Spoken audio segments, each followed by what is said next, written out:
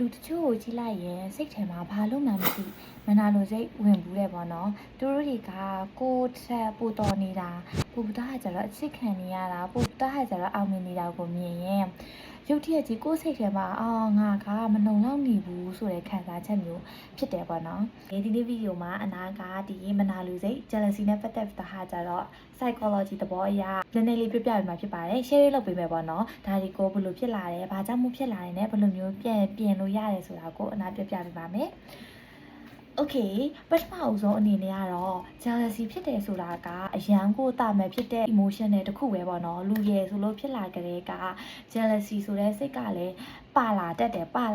နော်အဲ့ဒါကဒါကကျတော့လူတိုင်းလို့တစ်ချိန်မှာကြုံမှုကြားလိုက်မဲ့ feeling တစ်ခုပဲဖြစ်တယ်ပေါ့နော်ဒါပေမဲ့ကိုကအဲ့ဒါကိုဘယ်လိုမျိုးကိုက်တွယ်လဲဘယ်လိုမျိုးထိန်းချုပ်ရမလဲဆိုတာကိုသိထားပြီးဆိုရင်တော်ရုံနဲ့ jealousy ဖြစ်မှာမဟုတ်ဘူးတော်ရုံနဲ့သူများကို live တာကြတော့မနာလိုတွေ့တူစိတ်ဖြစ်မှာမဟုတ်ဘူးဆိုတာကြတော့ပြောရတယ်ပေါ့နော်ပထမဆုံးအနေနဲ့မနာလိုစိတ်ဆိုတာကဘယ်ကနေဘလို့ဖြစ်တာလဲ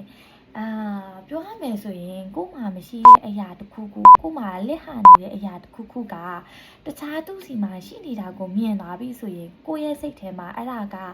ငါလူချင်တဲ့အရာငါမှကြတော့မရှိဘူးသူ့မှာကြတော့ရှိရဲဆိုတာကြစတာကြတော့မနာလိုစိတ်ဝင်နေပေါ့နော်ဥပမာပေးရမယ်ဆိုရင်သူများနားမှာရှိနေအလားပအယုတ်ရည်သူများရဲ့ဂုဏ်တဲ့ငွေကြီးချမ်းသာမှုskill တစ်ခုခုပေါ့နော်ပြီးတော့ဟာကြတော့ဒီအောင်မြင်မှုတစ်ခုခုရှိနေတာမြင်ရင်ငါကြတော့ဒီလိုမဖြစ်နိုင်ဘူးသူကြတော့ဒီလိုဖြစ်နိုင်တယ်ဆိုတာကြတော့ဖြစ်ပေါ်လာတဲ့ခံစားချက်တစ်ခုပေါ့နော်မနာလိုစိတ်ဒီ jealousy ဖြစ်တယ်ဆိုတဲ့ဒီခံစားချက်တစ်ခုရဲ့အနောက်မှာကိုယ့်ဟာကိုယ်နိုင်ရှိခြင်းရဲ့ကိုယ့်ဟာကိုယ်စိတ်မလုံခြုံခြင်းရဲ့ဆိုတဲ့ခံစားချက်နှမျိုးရှိတယ်ပေါ့နော်အဲ့ဒီကတစ်မျိုးဖြစ်လာမှဒါဒီ jealousy ဆိုတဲ့အဆင့်ကိုရောက်တာပေါ့နော်ပထမအဆုံးက social comparison theory ပေါ့နော်ဘာလဲဆိုတော့ကိုဟာကိုပုံမှန်တိုင်းနေအကောင်ဒါပေမဲ့တရားရောက်ကိုမြင်လိုက်တဲ့အချိန်ခါကျမှသူကတော်လိုက်တာငါကြတော့ဘာလို့သူ့လိုမတော်နိုင်တာလဲဆိုတာကြစပြီးနိုင်ရှင်တဲ့စိတ်ပေါ့နော်အဲ့ဒီဟာတစ်ခုဒုတိယတစ်ခုအနေနဲ့ကတော့ insecurity ကိုဟာကိုစိတ်မလုံခြုံခြင်းအနာဥမှာပေးမယ်ဆိုရင်အနာနေနေပေးမယ်ပေါ့နော်အနာကပိတ်ချင်တယ်အရန်ပိတ်ချင်တယ်ဒါပေမဲ့အနာဝိတ်ချနေပြီမဲ့မကြနေတဲ့အချိန်မှာတခြားသူကဘာမှမလုပ်ပဲပိတ်နေတာကိုမြင်နေရင်အဲ့ဒီမှာကိုတိတ်ငယ်စိမ့်ဝင်နေပေါ့နော်ငါကြတော့ဘာလို့ဝိတ်ချရတာနဲ့မကြပဲနဲ့သူကြတော့ဝိတ်မချရတာနဲ့လေသူခဏကပိတ်နေတယ်ဆိုတာကြတော့စတာကြတော့ insecure ဖြစ်ပြီး jealousy အဆင့်ကိုရောက်သွားတယ်ပေါ့နော်အဲ့ဒီအချိန်မှာကိုယ့်ရဲ့ brain ကနေတာကြတော့စတာကြတော့အဲ့ဒီအရာ trigger လုပ်လိုက်တယ်ပေါ့နော်Okay jealousy ဖြစ်တယ်ဆိုတဲ့နေရာမှာလည်းအပိုင်းနှမျိုးခွဲထားသေးပါတယ်ပထမတစ်ခုကတော့ကိုယ်မှာရှိတဲ့အရာကိုတခြားသူနာရောက်သွားမှကြောက်တဲ့ဟာနဲ့သူများနားမှာရှိနေတဲ့ဟာကိုကလူချင်တဲ့ဟာနဲ့ဥမာပြရမယ်ဆိုရင် jealousy ဖြစ်တယ်ဆိုတာကကိုယ်နာမှာရှိတဲ့အရာကိုတခြားသူကရတာမှကြောက်တာပေါ့နော်ဥပမာကိုယ့်ရဲ့ boyfriend girlfriend တယောက်ကိုတစုံတစ်ယောက်ကလာပြီးတော့ကြတော့ attention ပေးနေတဲ့အချိန်မှာကိုယ့်ရဲ့စိတ်ကနေပြီးတော့ကြတော့ငါဒါသူ့ကိုဆုံးရှုံးရရင်ဆိုတဲ့အတွေးမျိုးဝင်ပြီးတော့ကြတော့ jealousy ဖြစ်တယ်ပေါ့နော်ဒုတိယတစ်ခုကတော့ envy ကိုယ်မှာတခြားသူမှာရှိတဲ့အရာကိုကိုကလိုချင်တာဥပမာကိုယ့်ရဲ့ skin ကဒီတိုင်းကြည့်နေအကောင်းဒါပေမဲ့ကိုယ့်ထက် skin ပိုကောင်းတဲ့သူနဲ့တွေ့ရဲ့အချိန်ကကြာရင်ငါလည်းသူ့လိုမျိုး skin လိုချင်တယ်ဆိုတော့ envy ဖြစ်တဲ့ဟာမျိုးပေါ့နော်တရားရောက်ကိုမနာလိုဖြစ်နေတဲ့အချိန်မှာကိုယ့်ရဲ့အုံနောက်ကဘယ်လိုမျိုးအလုပ်လုပ်လဲဆိုတာကိုပြပြပေးမယ်ပေါ့နော်psychology research တွေအရတော့ကိုက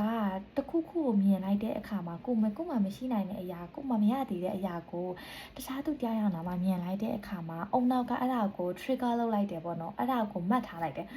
မက်တာဟာကြတော့တာကြကိုဟာကိုမလုံခြုံမှုတွေဖြစ်တယ် anxiety တွေးပြီးတော့ကြပူတယ် overthinking တွေဖြစ်တယ်တာဟာကြတော့ကိုတန်ဖိုးမရှိလို့ခံစားရတယ်ပေါ့နော်ကိုရဲ့တန်ဖိုးကိုလိုက်ထားကြတော့တိုင်းတာနေရပေါ့နော်အဲ့ဒီအချိန်မှာကိုကတစ်ဖက်သူကိုအပြစ်တင်တာတစ်ဖက်သူကိုပြောဆိုတာတစ်ဖက်သူကိုဒီဘာမှမဟုတ်တဲ့ကိစ္စရနဲ့စိတ်မကြည်လင်တာတွေဖြစ်တယ်ပေါ့နော်အဲ့တော့ jealousy ဖြစ်တဲ့အချိန်မှာအဲ့ဒီအကျင့်တွေဖြစ်နိုင်တယ်ပေါ့နော်ဒါမဲ့လေမနာလိုစိတ်ဖြစ်တယ်ဆိုတာကလေအများအားမကောင်းဆိုလို့လည်းမဟုတ်ဘူးပေါ့နော်ကောင်းတဲ့ဟာတွေလည်းရှိတယ်အဲ့ဒီဟာကိုကတရားရောက်ကိုမနာလိုဖြစ်နေပြီဆိုရင်အဲ့ဒီအရာကိုယူသားကြတော့ကိုယ့်ရဲ့တိုးတက်မှုဟုတ်ရင်အဲ့ဒီဟာ guilty jealousy ဖြစ်ရောက်သွားတယ်ပေါ့နော်ဒါပေမဲ့အဲ့ဒီဟာကိုကအများတိုင်းလိုက်သားကြမုန်းနေမယ်လိုက်ပြီးချိန်ဆနေမယ်လိုက်သားကြမနာလို့အများတိုင်းကိုယ့်ရဲ့ခေါင်းထဲမှာအဲ့လိုမျိုးပဲတွေးနေမယ်ဆိုတော့အဲ့ဒါက toxic jealousy ဖြစ်သွားပြီပေါ့နော် ဒီလိုမျိုးမနာလိုစိတ်ဝင်လာတဲ့အချိန်မှာဘယ်လိုမျိုးလုပ်လို့ရလဲဆိုတော့အမြဲတမ်းကိုယ့်ဟာကိုယ် remind လုပ်ပေါ့နော်သူနဲ့ငါနဲ့က lifestyle မတူဘူးသူနဲ့ငါနဲ့ကို life သားကြတော့ရှင်းနေကြလည်းမလို့ဘူးဆိုတာကြတော့ကိုယ့်ရဲ့အုံနောက်ထဲမှာကိုယ့်ဟာကိုယ်ပြန်သားကြ remind လုပ်ဖို့လိုတယ်မနာလိုစိတ်ဖြစ်တယ်ဆိုတာကဒီမကောင်းတဲ့အရာတစ်ခုတော့မဟုတ်ဘူးပေါ့နော်ကိုယ့်ဟာကိုယ်ထိန်းညှိနိုင်တယ်လို့အဲ့ဒါက motivation ကောင်းတဲ့ဘက်ကို positive ဘက်ကိုကူးသွားလို့ရတယ်ပေါ့နော်အဲ့တော့ကိုယ့်ဟာကိုယ်လည်းအပြစ်မတင်နဲ့နောက်တစ်ခုကအဲ့လိုမျိုးတွေ live သားကြတော့မနိုင်ရှင်းမီအောင် social media ကိုကြည့်မယ်ဆိုရင်လည်းအချိန်နဲ့လောက်ပေါ့နော်ဒါကကြတော့ detox လုပ်ဖို့လိုပါတယ် social media detox ပေါ့နော်အဲ့လိုလုပ်လိုက်ရင်များသောအားဖြင့်ဒီလိုမျိုးမနာလိုစိတ်ဖြစ်တာတွေဒီလို jealous ဖြစ်တာတွေကလျော့သွားနိုင်တယ်ပေါ့နော် okay ဒါကတော့ psychology သဘောအရဒီပြောပြထားတဲ့ဒီမနာလိုစိတ်မနာလိုခြင်းနဲ့ပတ်သက်တဲ့အချက်တွေပေါ့နော်ဒီလိုမျိုးမနာလိုတာကလူတိုင်းနီးပါးတစ်ချိန်မှာတော့ကြုံရမယ့်အဖြစ်အပျက်တွေလို့ထင်တယ်ပေါ့နော်ကြုံလောက်မယ်လို့ထင်တယ်ပေါ့နော်အဲ့တော့ကိုလေတော့ကဘယ်လိုမျိုး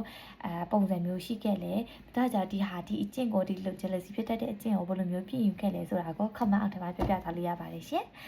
okay ဗီဒီယိုကိုအဆုံးထိကြည့်ပေးကြလို့ကျေးဇူးတင်ပါတယ်နောက်ဗီဒီယိုမှာပြန်တွေ့ပါမယ်